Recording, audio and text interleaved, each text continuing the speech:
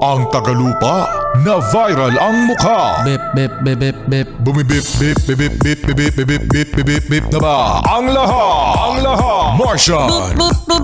Enrico Pañero. Bip, bip, bip, bip, bip. Bip, bip, bip, bip, bip, bip.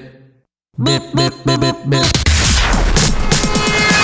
Kiktilaak! Kiktilaak! Bip, bip, bip, bip, bip. Ito na ang 101.1 Yes FM Balitang Oy, eto mga Yes friend, sa mga nalilito pa rin kung ilan na ang boboto sa mga senador kung may impeach si VP Sara, mga Yes friend, ay malinaw na ngayon. O ilan, Aber?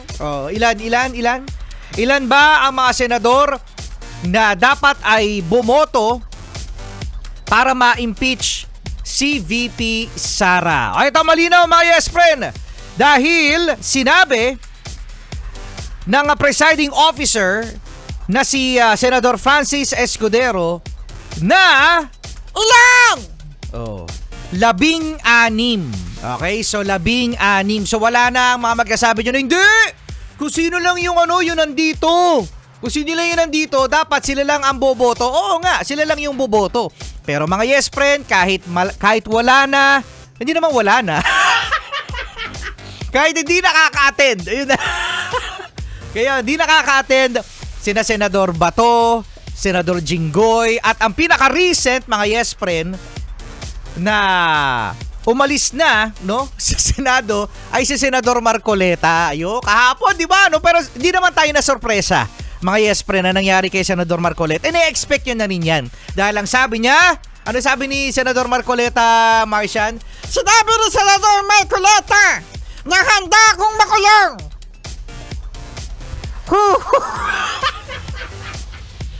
Handa akong makulong at kaya kong harapin ang mga inaasuka sa akin. Anong inaasuka? Inaakusa? Inakusa. Ganda niya daw harapin. Oo, ang mga kaso sa kanya. Oh, ayun. Yun naman na talaga mga Yes friend, Pero sinasabi pa rin niya na timing, Timing na timing talaga at iba talaga yung mga may nauuna. Diba?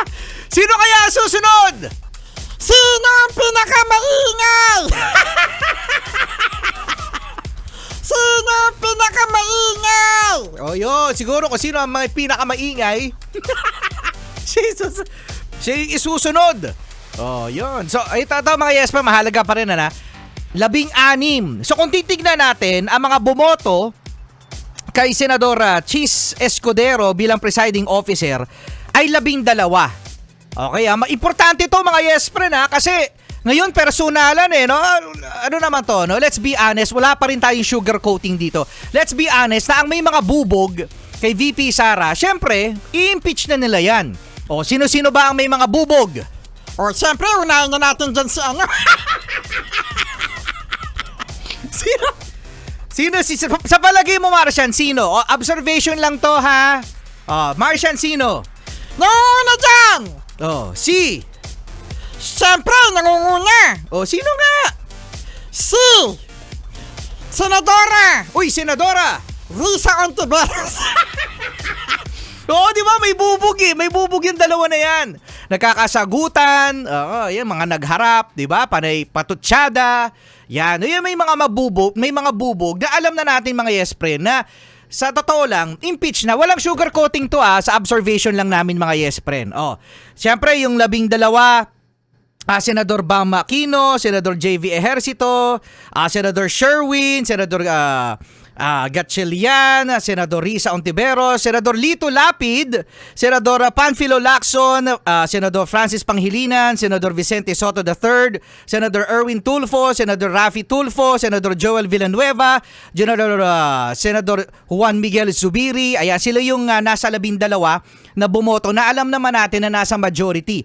Ngayon, ang solid block ng Duterte mga Yes friend ay 8. Senador Alan Peter Cayetano, Senador Pia, Padilla, Senador Bongo, Senador Loren Legarda, Senador Amy, Senador Robin, Senador Camille, and Senador Mark Villar. So 8 na yon, in favor 12, pero kung titignan natin, disregard na natin si Bato, si Jinggoy, si Marcoleta, 16 ang kailangan. So kung titignan natin ngayon mga yes friend, kung bias talaga ang mga senador at may pinapanigan na, kulang ang 16. Oh.